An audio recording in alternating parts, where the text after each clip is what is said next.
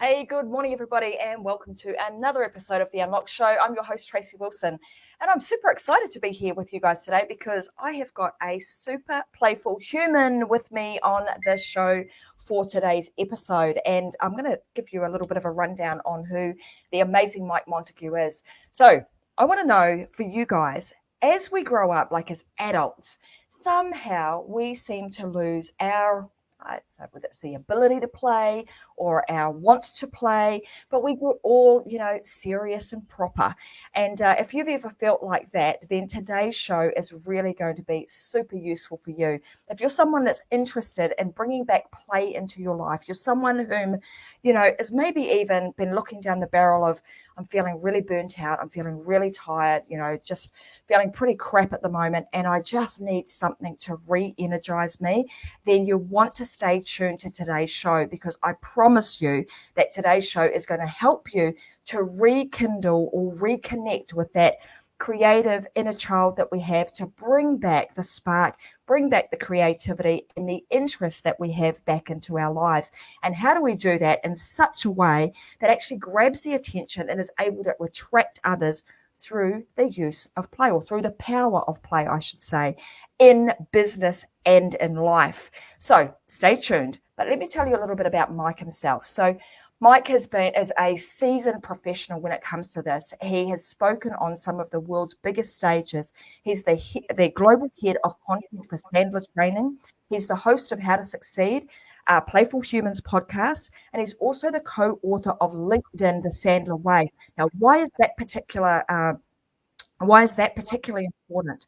Well, because when we're talking about today's show and it being around how to really attract people, how to find and capture the audience's attention, he absolutely was able to do that with a book that he wrote, because LinkedIn itself picked it up. They noticed what he was doing and they picked it up. He's also performed as an educator, a keynote speaker. He's been on radio, on air. He's been an on-air personality in America for a number of years, karaoke host, game show host, and a DJ. And he's even opened for the likes of Billy Idol and, I'm going to say, Frankie Valli in Kansas City. So, you guys are in for a super treat. Like I said, he's a seasoned professional when it comes to this. I want to give you guys a little bit of a tip before we kick in and we start having this amazing conversation with Mike.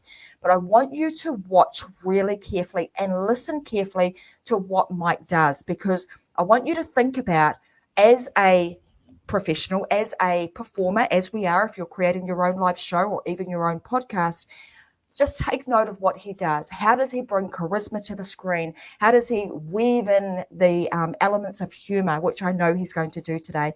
So all of the things that you see and you hear Mike do on the podcast, I want you to take notes of it, because those are some of the things that you'll be able to use to weave in to your conversations and your interviews and your shows, to ensure that you're able to capture attention of others and be noticed, and obviously attract the type of people that you want in your life. So that being said, a huge big welcome to Mike to the Unlocked Show. It is fantastic to have you here, and I can't wait to continue this conversation, or to start and continue this conversation. Welcome to the show.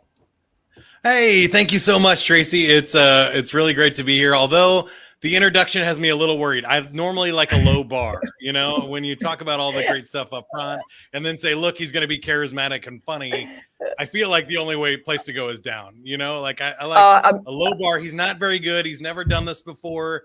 Be gentle with Mike, be nice in the comments. He needs some self-esteem. Well, hold on, guys. Let's just rewind, and we'll say, this guy I've got on, it's the first time he's ever been on the show. He's got no idea what to do. You're going to be very surprised, and hopefully he'll do a good job. So there you go.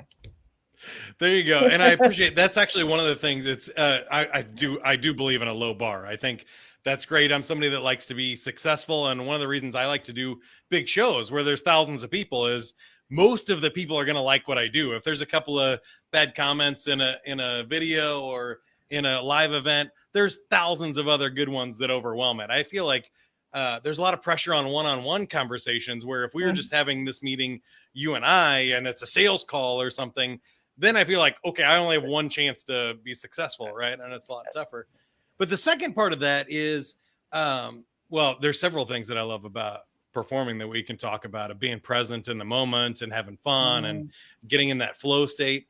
But one that I wanted to highlight up front for people, because I know you help people start their shows, is a Mm. lot of times when people see me perform, especially on a big stage, they go, wow, you're such a natural up there. How are you relaxed in front of 1,200 people? And I always have to stop them and say, it was not like that the first time. You're seeing me after over 3,000 performances. So the first one, my hands were clenched so fist, my fingers were turning white. I forgot everything I had to say. I like blacked out. My teacher who was in charge of the performance, like, I think she just passed me and I didn't even redo it. She was just like, that was so bad. I do not want to put you through that torture again. You don't have to speak in front of the class ever again. But 2 years later than that, I was winning awards after some practice. I'm so pleased that you have said that, because yeah, I mean, a lot of people do think, oh my God, I can't do that. And we can try and compare ourselves to seasoned professionals, people that have done it, time and time and time again. And as you say, the first episode or the first time you get up on a stage, it can be a little scratchy. You're nervous as heck. The palms are sweaty, the voice is quivering, all of those, telltale signs of I'm a newbie, seem to come out, but it's totally okay. So, hey, I'm really interested to know, how did you, like, many years on, you're being now a seasoned professional, but how did this all start? Like, how did you get into starting even in radio? Like, how did this all come about? Because now, being a marketing, you teach marketing, you teach stage presence, you're teaching and really trying to understand how to create content that attracts the right sort of audience. How did that all come about? That's a great question, and it lets me hit one of my other favorite points when I'm talking to audiences like this. Is the only way to get to 1 million downloads for your podcast? My podcast is over 2 million downloads now. Is to get the first download. The first episode was downloaded by tens or maybe 100 people on the first one. That was 7 years ago. But even before that, when people ask me, how do you get on the radio? You don't get your own show on the radio. I had my own show, a night show at the top 40 station. So it was Mix 93.3, Kansas City's #1 hit music station. And that was great. But nobody hands out shows on the radio. So what I did was I never turned down a chance to be on a microphone. I started in karaoke and hosting karaoke shows in bars and clubs with hardly anybody there, sometimes for one or no people doing the show and practicing. And then I got like a weekend prize guy job where I would go around and drive to gas stations and car dealerships and stuff and be like, hey, you can come on out to the car dealership and win a prize. Come see the new, Ford Focus or whatever it happens to be. And then I got like the Sunday night overnight shift, and then the Sunday afternoon shift, and then eventually, Sunday morning, and then afternoons, and then overnights, and then you work your way up to better shows. But I think there are a couple of lessons here that I would like to highlight for you and your audience. Number one is that's the beauty part. A lot of people want to start with a big audience, but you're not ready for that. Just like I mentioned with the 3,000 shows of practice, my first time on stage in front of people was at a casino here in Kansas City, and there was hardly anybody there, and it was not great either. I had Bell's palsy. The left side of my face was paralyzed, and so I had to talk out of the right side of my mouth, and I was all self-conscious, had no idea how to use the equipment or what I was doing, but nobody saw that. There were maybe 10 people in the bar at that time that saw my first show. And now after 3,000, when I'm on a show or a stage in front of a video that does 100,000 downloads or a podcast that gets 30,000 downloads, I have all of that practice. So now what people are seeing is a more finished product, but don't snooze on those early days where you get to practice and you get to fail in front of, nobody listening. That's the best part of having a podcast fail, is that nobody noticed. Because you have nothing to lose. If nobody's listening to it, nobody even knew that it existed or that it's gone away. That's actually a really good point, that, we get hung up on, oh my God, I'm going to go out there and maybe we've built up in our mind that there's going to be hundreds of thousands of people listening to this.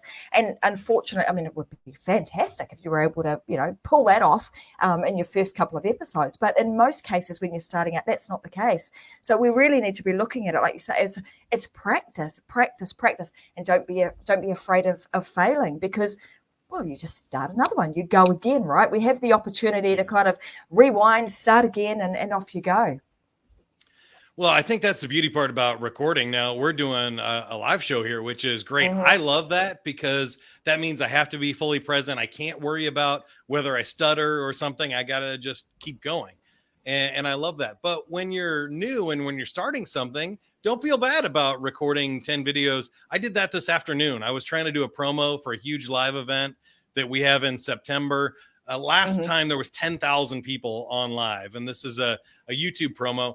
And I shot it more than 15 times today for a 1-minute video. For whatever reason, I wasn't on my game. It took me a lot of tries, but what I think the great part is you get to keep going. You get to find that next level. My background wasn't like this for my first podcast because I didn't have all of the setup and stuff. So I've added all of these collectibles and inspiration and stuff over time and built up to who I am. And you find your personality, you find your audience, you find the technology that you like, and things always evolve. So you're going to be as bad at it today as you're going to get.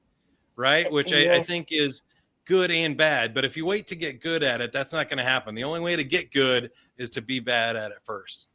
And I heard, to that point, I heard this many, many years ago. You've just got to get really comfortable at being bad before you can be comfortable at being good. So just, once we sort of take that on board and we accept that, hey, I'm probably not going to be that great the first time I do it, but you do it over. Repetition is going to be your friend. Consistency and repetition, and you just do it over and over and over again.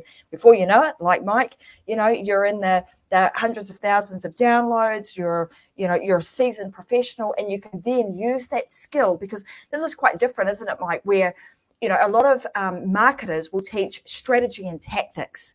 This becomes a real skill. And it's a skill that you then can adapt to any situation. So give me some example, like in terms of a skill set, and I'm probably going to put a few words in your mouth here, because I think this is one of those things that becomes one of the most valuable skills you can ever have, right? Have you experienced, like, would that be your opinion too, that being able to speak and being able to just go when required has been a real skill that's helped you?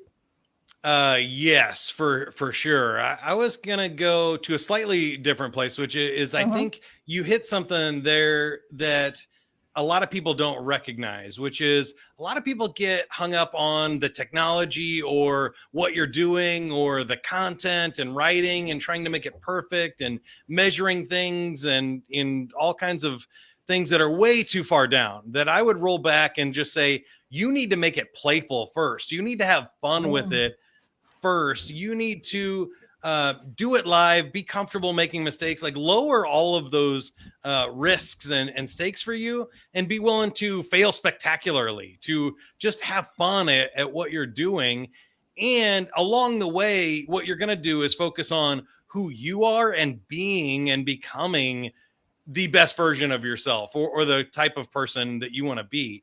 So I always kind of have a few pieces of advice here with what you brought up on the skill set, because I do think it's a skill. It's something that you learn and you practice. I happen to love it. If you're not somebody who loves it, go find something that you do love and do that. But if you want to be on camera and you love it, then figure out how to be yourself in those things. There's a lot of different audiences that I think people miss, is that if you're doing a sales podcast like I do, you kind of need to be outgoing and chatty. Salespeople are outgoing and chatty. They want a lot of value. They want you to be quick. They want you to get right to it. And they want a return on their investment. That's who my audience is there. Now, when I'm doing the playful human stuff and I'm talking to entertainers, they want to waste time. They want to be silly. They want jokes. The podcast is longer. We have a lot more fluff. We play games like Family Feud in the middle of it. And we don't take ourselves so seriously. But I think I guess where I was going with those skill sets is I don't want you to become me. I don't want you to become whoever your favorite person is. So I have, the Bare Naked Ladies. I have uh, my favorite comedy writers like Steve Martin and other people that are inspiration to me. But I can't try and be Steve Martin because that's not who I am. So learning the skill sets for yourself are awesome. Mm, And then, like you said, it never goes away. So I found, mm, especially with the live, the one that I wanted to hit to actually answer the question you asked was doing it live like this, I think is a special skill set because a ton of people can be recorded. A ton of people can, take 300 takes at it. mhm, But when you have the ability to stand up on a stage or to go live in a meeting or to host a live event, there's something that's a different skill set about it, and you learn to improvise. You need to learn to not take it so seriously. You learn a skill set that allows you to be a lot more resilient because we can talk about some of my favorite failures, mm, but I did a show on 9/11 here in the United States. I've been maced by police during a show. I was fired live on stage by Billy Idol in front of 4,000 people. And once those things ouch. happen to you, yeah, you become so resilient. That was the night I Yeah, became bulletproof as a performer. Nothing on this mhm, podcast is going to go so wrong as being fired by Billy Idol. So mhm. those are my favorite stories because I know that I have this skill set to do it in one take if I have to, that a lot of other people don't have. And they are different skill sets. So I might not be as good in recorded video as I am live, but I feel like that skill set of being able to do it live allows you to move so much quicker Mm, because I know people that in radio take, several takes at one break. Or part I loved about being in radio was the show goes on every day. So we can't it write all brand new jokes. We can't script everything out. We don't have time to produce a whole 5-hour show every single day. We got to go on and do it live.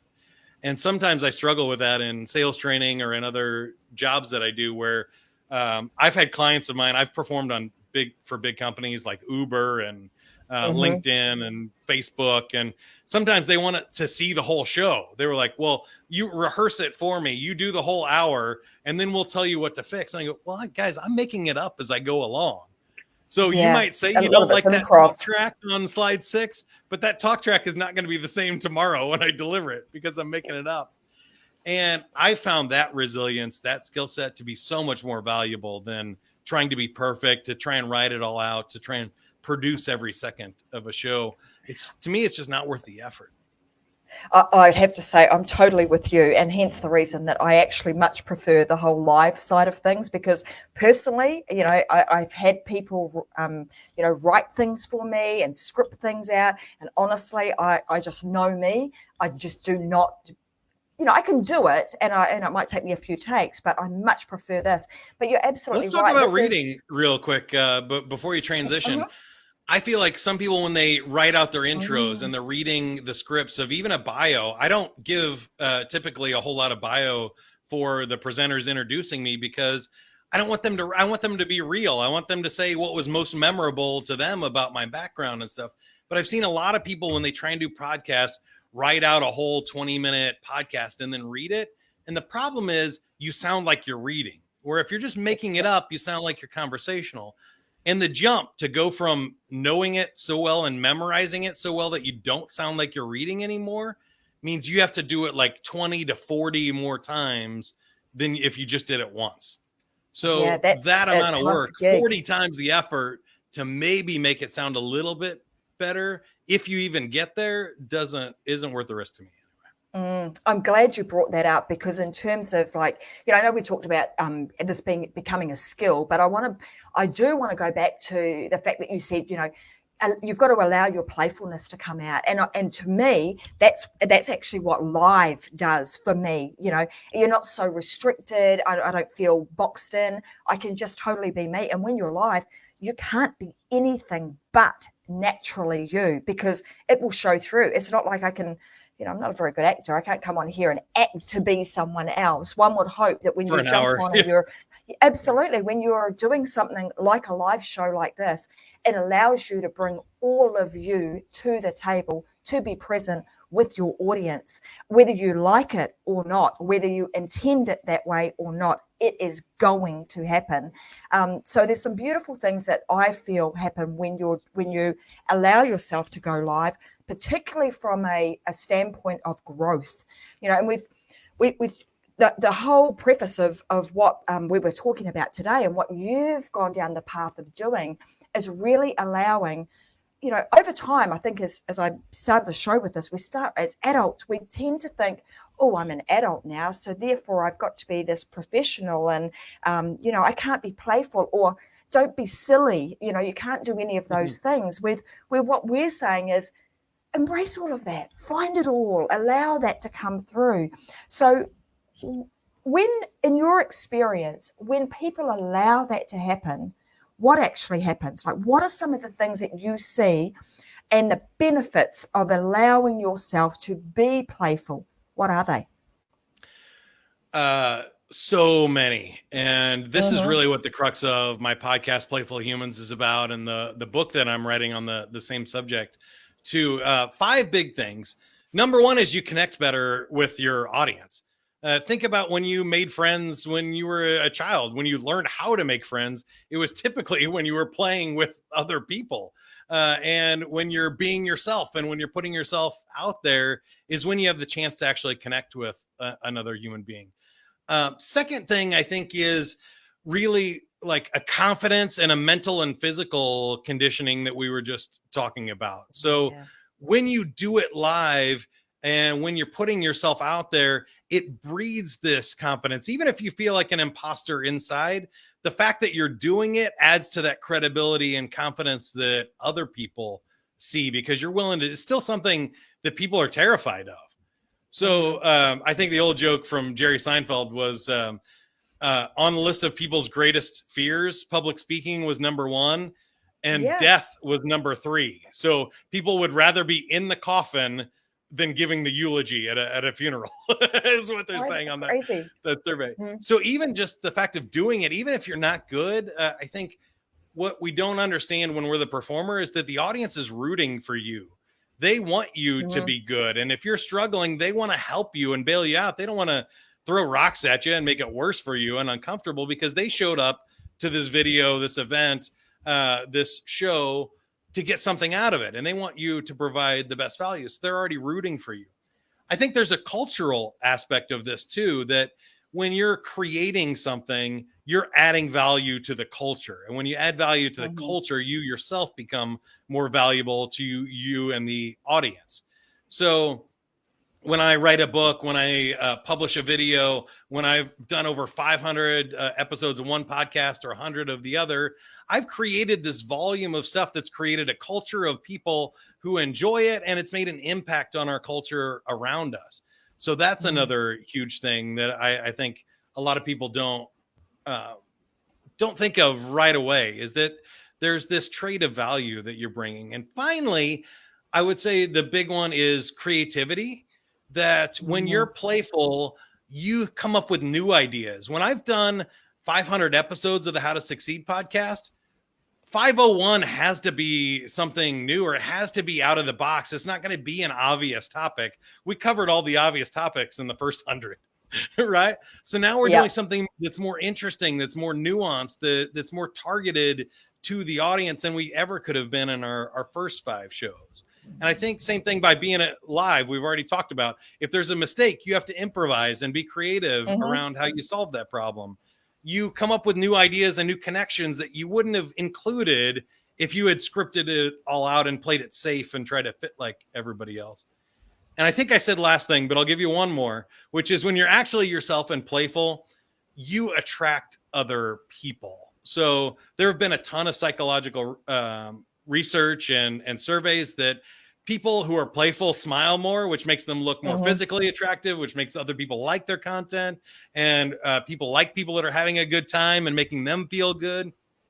And so when you're specifically nerding out, when you're being playful, when you're being your silly, authentic self, it's more attractive to other people, and it separates you out from the competition. So if you do a safe scripted podcast like everybody else is, or a live show, it sounds like everybody else's. There's no hook to it. There's no anything special. But when you do it live, when there's mistakes, when there's jokes, when there's your specific quirk in it, that's what makes it unique and valuable to the world, because you're the only one with that voice. And I think that's so awesome. Mm-hmm. Mm-hmm, absolutely. And sometimes people get to Mike and I were playing a little game before. Well, I played a little game before we sort of even started this the podcast today behind the scenes, and I was like, okay, let me see if I can guess where is that accent coming from. So I got him to speak a little bit, and I had a little bit of a go at guessing where he came from, and gosh, I might have nailed it. I reckon. First guess, you got the state. I mean, there's 50 to choose from. That's pretty good, even if you knew I was in the United States. Do you want to play a game now? I feel like we should take it. Yeah, let's. Why not? I unloaded way too much content. That was like a good 5-10 minute filibuster. Are you ready to play? Let's do it. Anybody listening live too, you can type in the comments your guesses, or I'll fill you in with the wrong answer. So if you're playing the recording, here we go. You can play along too. Just share what you thought. If you had the money, what is something you'd take lessons to learn how to do? What do you think, Tracy? Well, there's two actually. I learned to play the piano and I learned to sing, because I can't do either of those. Number one answer, music and singing. So congratulations. Number one answer. You get 47 points for that. Other ones on there: dancing lessons, flying lessons. Well, that would be a good one. Driving or racing or skydiving. I don't know if that one. Well, all of those would be on. They were all on my list. There you go. All right. This is another one. Name a place where people always try to squeeze in one more person. I like this one. Oh, it's usually squeeze in one more person. Well, for us, it's usually at the dinner table, like going for dinner somewhere. Can I just get one? Yeah, there you go. Number 4 answer. You only get 6 points for it. But restaurant table. Car was the number 1 answer. Car. Elevator. That's a good one. Bus. Oh, yeah. Church pew or a concert row, something like that. Always trying to squeeze in one more person. Good answers. All right, last one. This is my favorite question, and it's a little naughty, but only if you make it that way. During a power failure, name something you can still turn on. Oh, stop it. Well, most people are going to say their husband, and I could do that any day, any time. Lights on, lights During off. a power failure or not, yeah. That is number 4. I mean, listen to this. It's going to be like, why did you really say that? What's a piece of equipment or item that you could turn on during a power failure? Well, I'd be able to turn my mobile phone on because it'd be unplugged and. This was in 2019, and I don't know how phone didn't make the list. I guess if the power was off for a significant amount of time, you couldn't. But flashlight was the number 1 answer. Radio, the water, or a gas stove or oven. Yeah, all of them. But my answer was way better than any of them. They were for sure. You did it. You nailed it. Thanks for playing with me. Oh, that's always a lot of fun. Feel like I was I should join Family Feud. We might win something. Yeah, you were nailing them up there. Yeah, I like that. So I have a lot of fun. See, and this is the sort of stuff, like, guys, at the beginning of today's show, I was like, just listen, think about some of the things that you can do in your podcast or in your show, and how do you bring humor or a bit of fun to what we're doing? So I want to ask you this question, because I'm sure that over the years you've thought about this and you've even done a lot of study on it. But why is it that as we grow up, we tend to lose our creativity and our playfulness, or we box it and put it in a box over there, and we're adults now, so we're adulting?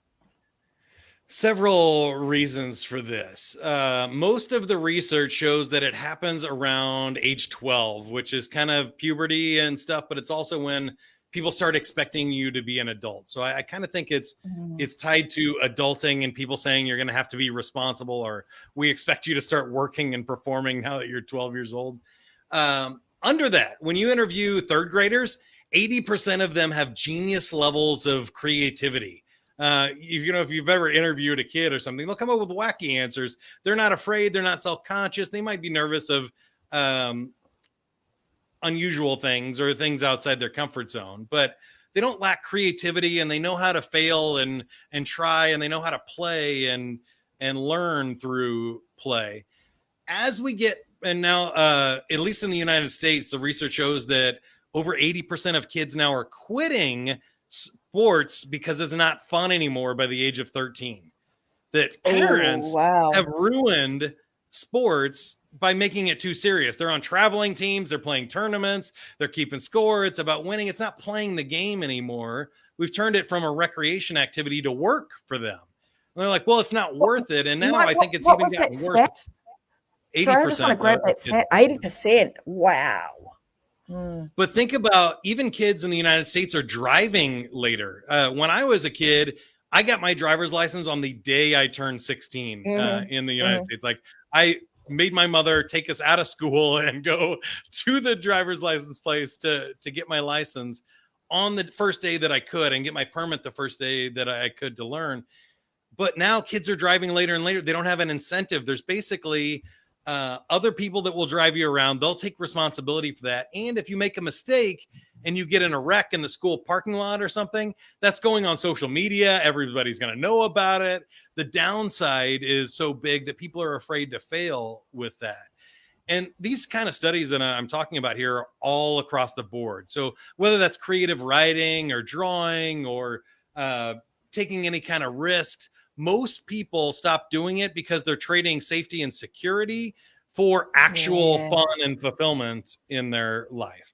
So we've decided that it's safer to sit down at night and watch 6 hours of Netflix and numb ourselves with food and drugs and alcohol and television than to actually maybe go out, and we might feel bad or we might feel good, but we don't know.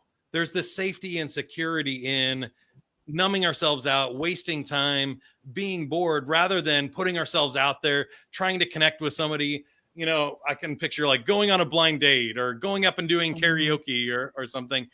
Those are things that you might have the best night of your life, or you might have the worst night, you know? And I think that's what people don't want to risk when they get to adulthood. We get into this comfort zone where we just don't want to push ourselves, or we don't care as much about feeling good. We'd rather feel neutral and not feel bad than actually feel good about our lives, which is a shame. Yeah. Wow. I mean, some of those statistics, you know, when you really think about that, it's like, gosh, you know, so when, because this is happening, like how does, and there'll be people that are listening today that recognize that, man, I think I might like to give this a go. I might like to bring back a bit of creativity and a bit of fun in my life. Like, how do they do that? Like, what are some of the, maybe even some basic level things that we can do to bring that sense of wonder, that sense of creativity back into our lives and into our work? I love this question. All mammals on the planet know how to play. So I don't really need to teach you how to play and have fun. So if you give a seal a ball, it will play with it. If you give a dog a ball, it'll play with it. If you give a human being a ball, we all speak ball on this planet if you're a mammal. And I've even seen some non-mammals and reptiles playing with balls. But the basic thing is, I think, start small, reconnect with what you love to do as a child, what you remember doing for fun. I have a quiz on my website. It's playfulhumans.com/quiz, where you can take a quick personality quiz. It's the BuzzFeed style one. And I'll give you some suggestions on stuff to do, but there are different play personalities. You don't have to be outgoing and doing a big show or hosting a big party or anything. You might like puzzles. You might like creating art by yourself and painting or drawing. You might like exploring the woods and going for a hike. That might really be fun for you. You might be an athlete and you like physical challenges, or you want to go skydiving and extreme sports. You might be a gamer and like board games or video games with other people. I think that's the big challenge I would encourage everybody, is to do it with somebody else, whatever you like. Even if it's just watching Netflix, doing it with other people so you have a shared experience makes that better and more playful than just isolating yourself from the world. But outside of that, there's a few key things here. You have to lower the risk. There's this big pressure today, especially in startup culture and the people that we work with so much, Tracy, that every moment has to be productive and every activity has to produce an outcome, or we have to learn a skill. But I'm telling you, cool research out there. It takes 4 times during play to learn how to do something correctly. It takes over 40 times to learn how to do something if you're working at it and you're pressing and you're trying to be productive. So when we're playing, even if we're playing tag or out on the playground with kids, you're learning skills. You're learning how to negotiate the rules of the game and communicate with other people. You're exercising your body and you're building your muscles. You're using your mind and you're figuring out creative ways around problem solving and building your instincts and stuff, that you are being productive even when you're not trying to be productive, which is the ironic part of it. But finally, I would just say I've learned that there are a lot of ironic things in life. We've shared a few already, that by being yourself, you appeal to the most amount of people. If you try and be like everybody else, you appeal to the least amount of people. If you try to be productive, you end up being less productive. If you try to overwork and push your business really hard, the world pushes back. But if you try to be playful, if you just do it for fun, if you do what turns you on and what makes you happy, other people are attracted to that and it becomes amplified out. When you let go of stuff is when it can become what it needs to be. And it's a weird, ironic process of laws. There's a lot of philosophical researchers and stuff that talk about it, but it's like going to sleep or going to the bathroom, right? The more you try to fall asleep, the less likely you are to do it. And I feel like the same thing is with play. So don't put it in your calendar. Don't work really hard at it. You don't have to like join a league or force yourself to do it. Go spend $5-10 on a game or a toy or something that makes you happy, and just enjoy your life. Enjoy it. Just like, when you say you can only, I'm going to ask you this question, and it'll, if you want to take it to a particular place, you'll end up taking it there, but it's totally up to you. That's how the mind works, right? It's like if you say, don't see blue trees, you're probably going to find a blue tree somewhere.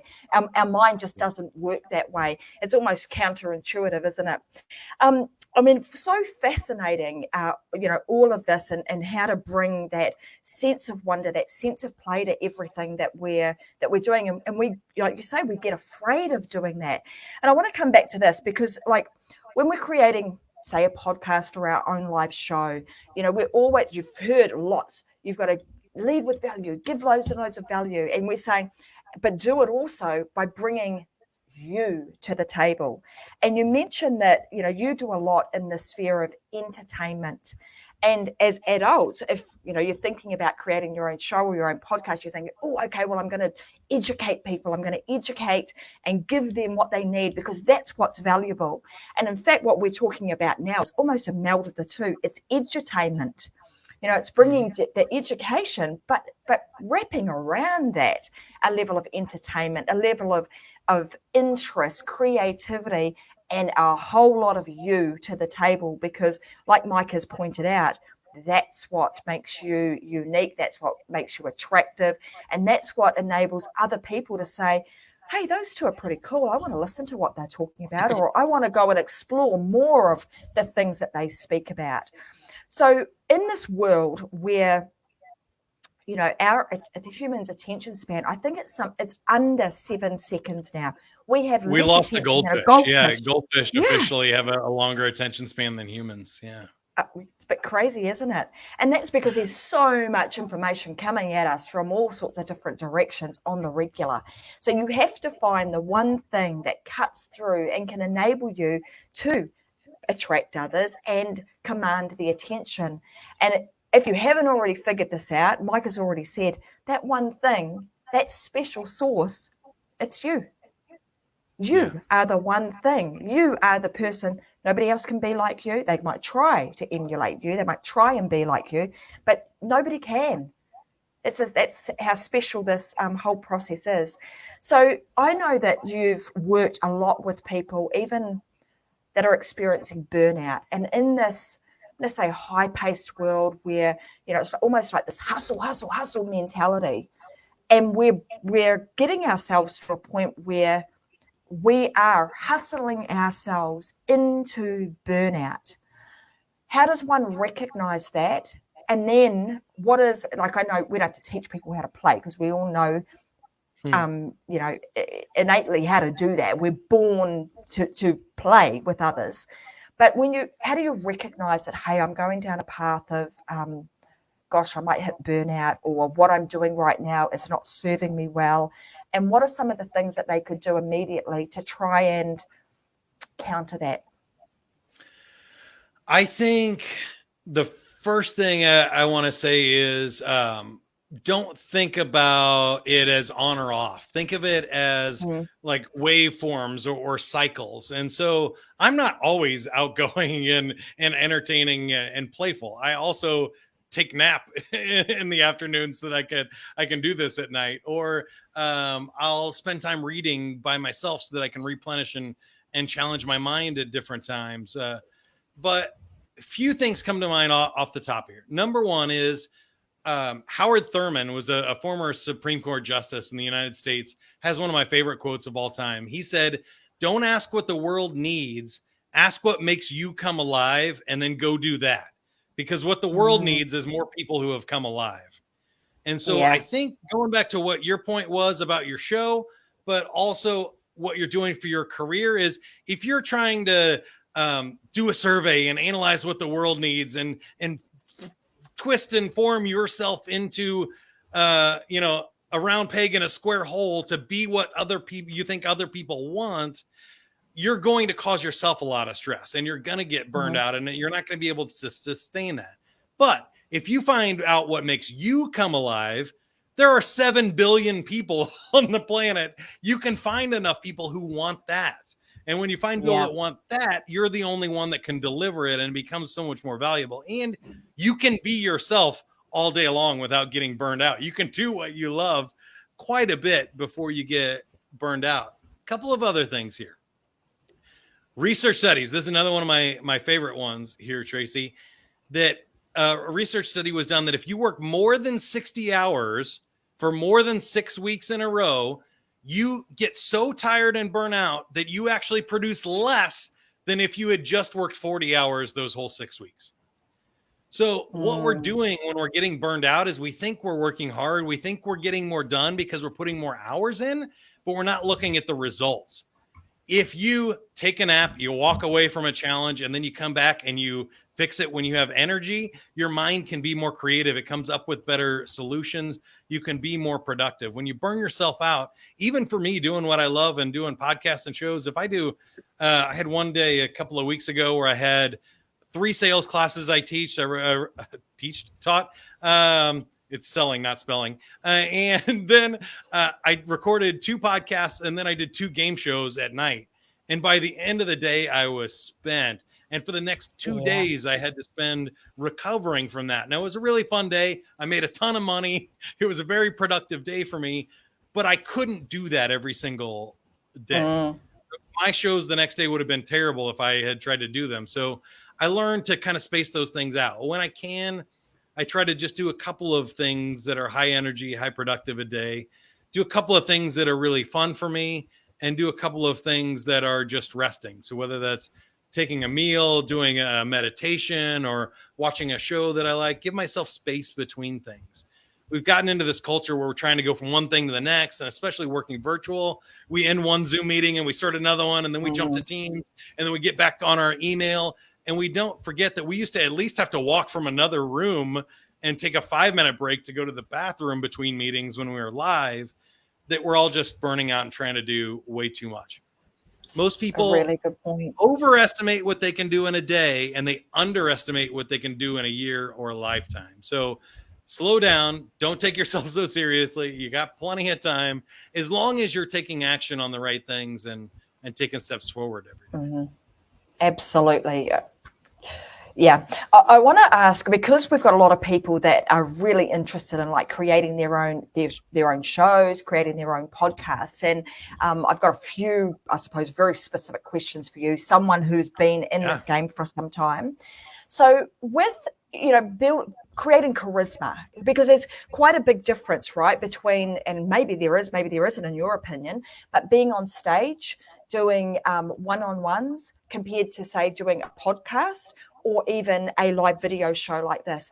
Like, how do you bring a level of charisma and a level of magnetism to each of those different modes of delivery? They're all different, right? So I think that's the challenging part. So when I'm creating something or when I'm going to do something, I think about the message I'm trying to get around, who I am, who the audience is, what the medium is. If it's a podcast, I know that I can't show a lot of visuals. I know that people are not going to see my body language and my face or be able to tell if I'm joking, right? If I'm being really sarcastic, especially in written words when I do blogs and books and stuff. That's a completely different mode of communication. So length has a huge part of it. So when I create a podcast for salespeople, I knew I wanted it to be about 15 minutes, the length of a commute or a drive to a client's office, where they could listen to a show by the time they get there and they would get something out of it. And they weren't going to listen to a 3-hour, podcast that drones on and on in that case. But when I'm doing other things, if it's more entertainment or playful and it's a longer format stuff, I do, 2-day conferences and boot camps and stuff too.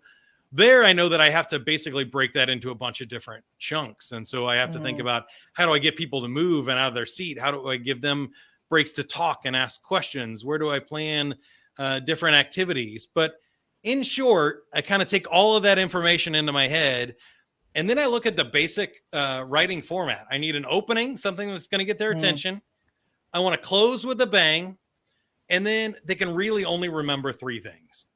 So human beings have a certain amount of capacity that if you give somebody a list of 10 things, they're not going to remember all 10. They're going to remember the first one and the last one, and maybe whichever one in the middle resonated the most with them. So what 3 things in an hour or in a 15-minute podcast, or if I have 5 minutes, even I was shooting that 1-minute video today.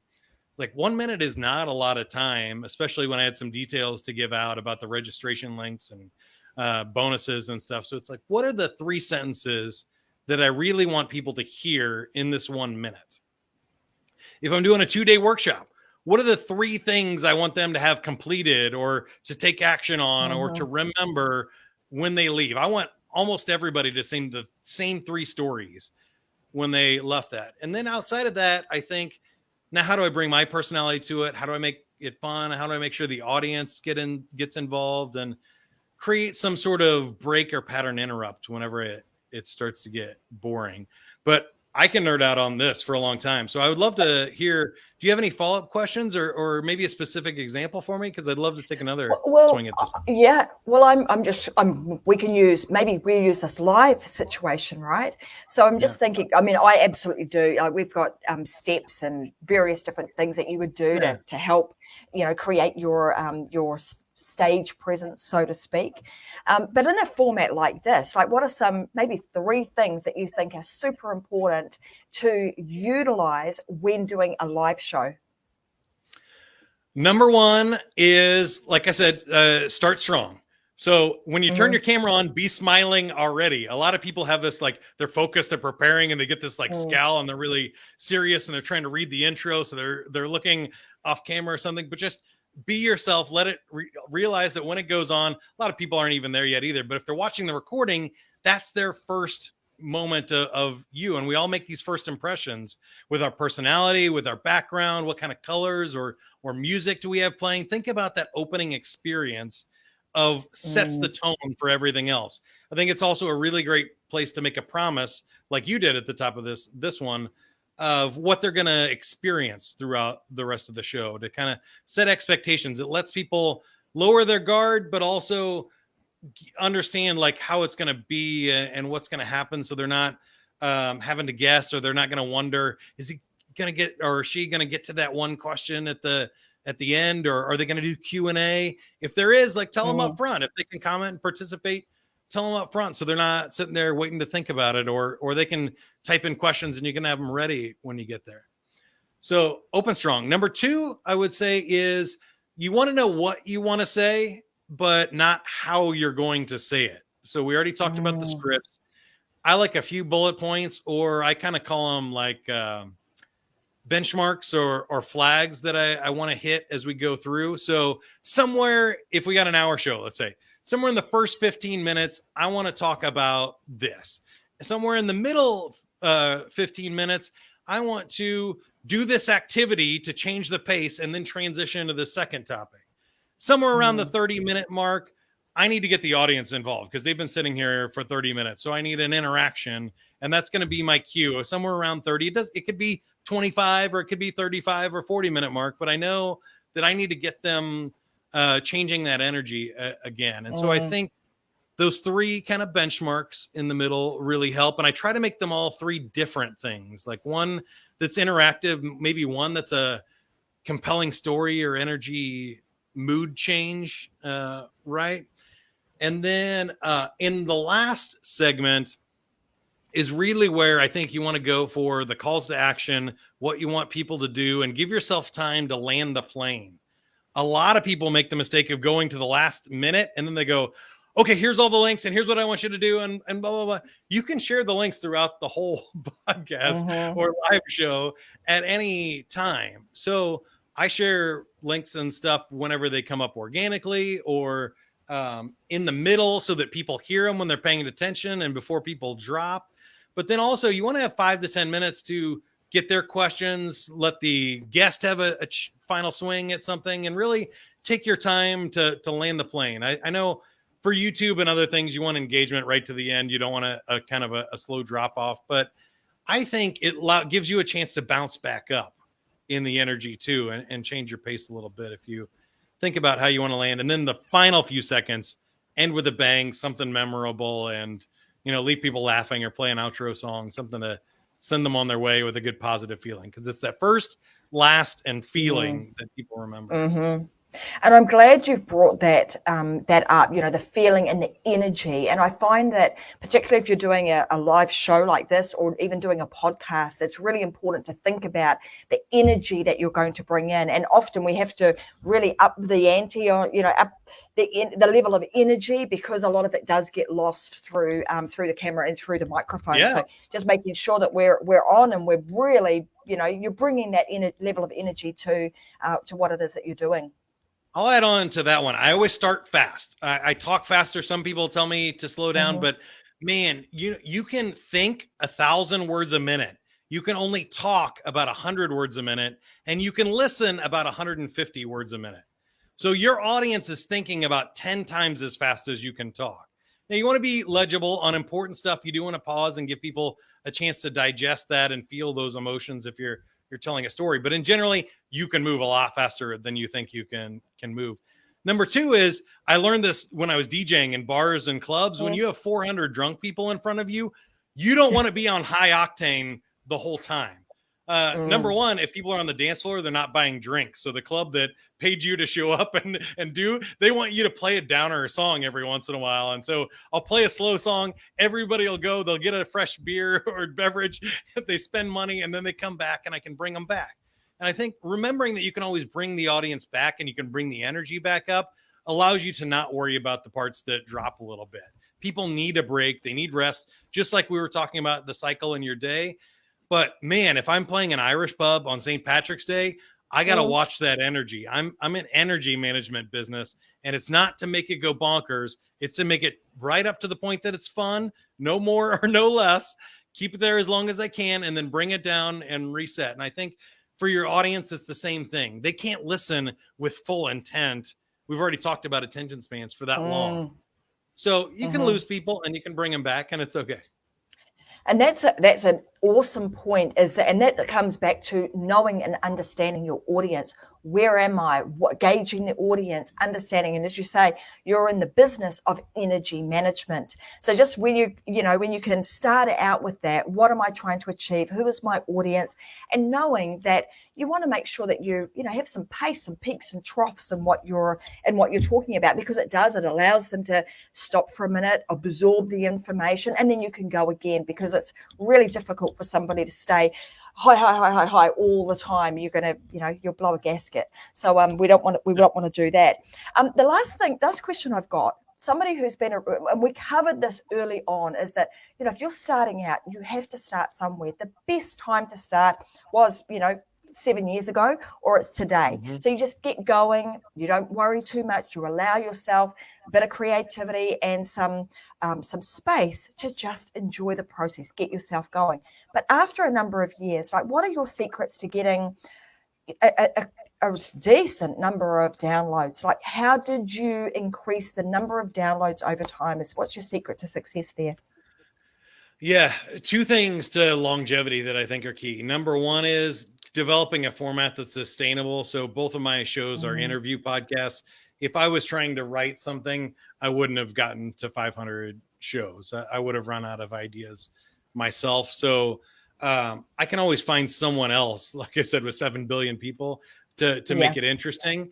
But also with interview shows, you tap into that other person's audience every time that you talk to somebody. So it's a slow, gradual and incremental growth over time. A lot of people think that going viral solves their problem. I've interviewed people that have won American Idol and person that won Survivor in the United States, and guys that had number one singles. I don't know if do you know any 90s rap, Tracy? The Whoomp There It Is song by Tag Team. I interviewed DC Glenn, one of the rappers in Tag Team, and his song was massive. I mean, it went to heights of success, but now 25 years later, that doesn't help him. He's got to rebuild it, and he still has to do things to continuously be creative. So understanding that anything that goes viral or is a big spike is kind of gravy on top. What I want is just gradual, incremental growth of a little bit over time. But the biggest key for me has always been leveraging other people's audience. So we mentioned my book, LinkedIn the Sandler Way. It was picked up by LinkedIn, who sent it out to everybody that was a Sales Navigator subscriber. So in like the first month, it got 80,000 downloads. I didn't have anything to do with that. I tapped into their audience. Sandler has a large audience. They train 30 to 50,000 people a year for the last 50 years. So they have millions of people that they've trained, and they share that book out. So the book was a success. It had nothing to do with me doing it. It was me leveraging other people's audiences. Same thing with the podcast, getting other people to share it, or finding an association or group of people that it's valuable for, I think helps a lot. Finding a sponsor that will share it, even if they don't give you money, if they just make it their podcast, they will do a lot of work. They have a bigger audience than you do typically, and they'll share it to more people. I mean, this is such, we could go down this rabbit hole, and there's so many things that we could talk about when it comes to, podcasting and getting your message out there, and even finding the message that you have inside of you to share. Like, that's a whole, multiple sessions on its own. So you just never know. We could come back and talk more about that. But I think the point is that we just get going, right? And it's more of a slow burn than oh my gosh, I'm going to get going and have it, a blazing fire right off the bat, because you want to have longevity. You want to build something that's on a good foundation. And I think that point of you talking about, thinking about the format in which you want to run. And I'm just going to say, hey guys, funnily enough that Mike should bring that up, because my team and I are actually just in the process of creating a few new and really interesting quizzes that are going to help you to determine what's the right format that should I run with, based on my own personality. You don't want to be doing a format that doesn't fit with your personality. So we've got a bunch of those coming out, even looking at your show persona. So just keep your eyes peeled. I'll mention them in some future shows that are coming up, so that you guys can go and do these quizzes and really start to understand what is the right podcast or show format and style and way that you can move forward to create amazing content, to be able to share your knowledge and your experience with others. I also want to let Mike share where you guys can go to get involved in more of what Mike's doing. So do you want to share with everybody the link, or let me just grab it. I'll see if I can pull it up here. PlayfulHumans.com. Yeah. So do you want to tell everybody a little bit about what Playful Humans is and why they should join? Well, these are people that play for a living. So I mentioned rappers, magicians. I interviewed a surfing dog on my podcast, mostly his owner and partner, but he was on the entire podcast. You can look up Derby, California, and Playful Humans on YouTube there. But I would say, go do what you love, because I enjoy doing the show, whether anybody listens or not. So I get to interview all these cool, playful people that help me and give me advice and coach me in my career. You've helped me with ideas for podcasts, and hopefully I've helped you with things, so that even if nobody listens, I'm getting tremendous value out of just doing it. But that being said, I'm trying to collect more people that are cool, fun, playful humans. So if you want to be a part of that club, go to playfulhumans.com. All the links and information are there, the quiz, the podcast, or the videos, playfulhumans.com. And, join me, give me ideas, help me out, be creative. I would love to hear from you. And so guys, if you're watching right now, you can see that URL at the bottom of the screen right now. So club.playfulhumans.com, or just head on over to playfulhumans.com. I think after today's show, you guys are going to want, as we started out, and he has not disappointed, in terms of bringing to the show a level of playfulness. You want to be around people just like Mike, right? You want to be around people who are enjoying fun, who are living their life unlocked. He's an absolute, credit to the fact that he is living his life in that way. And if you want to hang out with some other, I'm sure, amazing humans, then you head on over to playfulhumans.com. I want to make sure also that people have an opportunity to listen to Mike's podcast. So if you're somebody who, wants to learn how to succeed, that Mike is the host of the show, How to Succeed. We'll make sure that these go into the show notes for today, so you can see them in the description, and also the podcast, Playful Humans Podcast. So if you want more of Mike Montague, those are the two places that you can go. But I want to say thank you so much to Mike for just being here, being present today, bringing his humor, having a little bit of fun, and just saying, guys, don't take life too serious. Just go and be yourself and share your message with the world through podcasting or through doing your own live show. And do you need anything special? Yes, you are the special sauce in all of this. Nothing else, because nothing else really matters. You just bring that to the table. And if you need some tactics, some strategies, and trying to figure out, don't get hung up on the technology, because when you tap into people like Mike and myself, we can show you the way and show you how to do that. So I want to say thanks very much for being an awesome human on today's show. Mike, it's been an absolute pleasure having you here. I'm looking forward. I'll continue to listen to some of your podcast episodes, and you just never know. We might have Mike back at another time, and we might do some fun stuff, a little bit different on the Unlocked show coming games, up. yeah. You just never know. Yeah, we can do some games and some other cool stuff. But thank you. Is there anything that you want to, if there's one piece of advice or a message that you would like to share with our listeners today, what would that be? If you're going to pee in the shower, you have to be the one in the shower. My wife was very upset. No, I had to end with something funny. Go play, go have fun, do what makes you happy, and just spend some time on yourself. It's totally worth it. Life's short. Have fun. Oh my God. We got to wrap up the show right now, but I want to tell you guys, gosh, that story that you just told there, funnily enough, when my kids were little, as you do, I had 3 little boys, but at the time, 2 little boys, you throw them in the shower together. And my husband's grandmother had them at this time and was showering them. And apparently one of them got out of the shower and said, Nan, Tyrone peed on my feet. And she wrote in that particular story into Women's Weekly. It actually got published in a magazine, that exact story. So that made me have a little bit of a smile and a bit of a giggle as you told that. But yeah, your wife would not appreciate that, I'm sure.